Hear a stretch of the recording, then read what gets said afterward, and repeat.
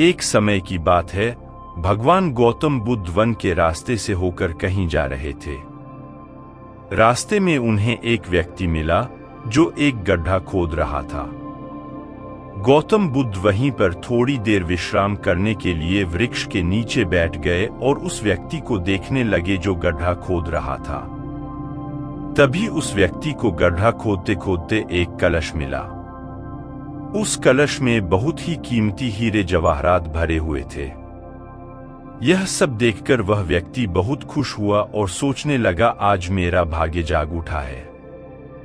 उस व्यक्ति ने हीरे जवाहरात से भरे हुए उस कलश को भगवान गौतम बुद्ध के चरणों में रख दिया और कहा, हे भगवान, आपके आशीर्वाद से ही मुझे यह बेशुमार धन दौलत प्राप्त हुई है, इसलिए मैं इनमें से कुछ हीरे जवाहरात आपको भेंट करना चाहता हूं।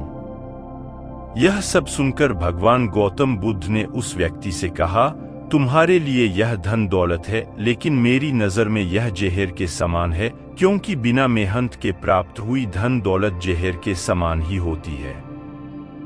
इतना सुनकर वह व्यक्ति गौतम बुद्ध से नाराज होकर उस कलश लेकर चला जाता है। उस व्यक्ति ने बाजार में सभी हीरे जवाहरात बेचकर बंगला, गाड़ी और बहुत सारी संपत्ति खरीद ली और गरीब से करोड़पति बन गया। थोड़े दिनों बाद किसी ईर्ष्यालु व्यक्ति ने राजा से उस व्यक्ति की शिकायत कर दी और बोला, महाराज, जमीन में दबा धन राजकोष का होता है। लेकिन उस व्यक्ति ने उस धन दौलत को अपने ऐशो आराम के लिए खर्च करके राजद्रोह किया है और ऐसा करना नियमों का उल्लंघन है। यह सब सुनकर राजा ने अपने सैनिकों को उस व्यक्ति को पकड़ने का आदेश दिया और राजदरबार में बुलवाया गया तो राजा ने उस व्यक्ति से उस कलश को जमा कराने के लिए बोला। राजा के सामने आकर वह व्यक्ति घबरा गया और उसने सब कुछ उगल दिया कि मैंने सभी हीरे जवाहरात बाजार में बेचकर संपत्ति खरीद ली है। यह सब सुनकर राजा ने उस व्यक्ति से कहा, ऐसा करके तुमने हमारे राज्य के नियमों का उल्लंघन किया है, इसलिए तुम्हें इसकी सजा जरूर मिलेगी। और राजा के आदेश से उसे अपने परिवार सहित जेल में डाल दिया गया और उसकी सारी संपत्ति जब्त कर ली गई। काफी दिनों बाद वह राजा जेल में कैदियों के निरीक्षण के लिए गया।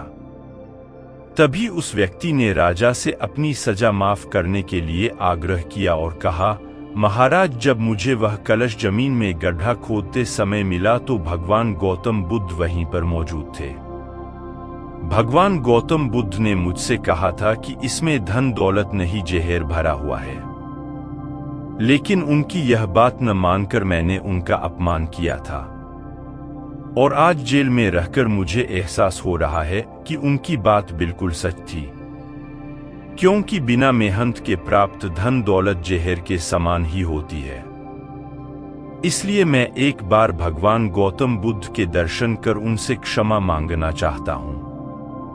उस राजा ने भगवान बुद्ध को ससम्मान अपने राज्य में आमंत्रित किया और जेल से निकालकर उस व्यक्ति को भगवान बुद्ध के पास लाया गया।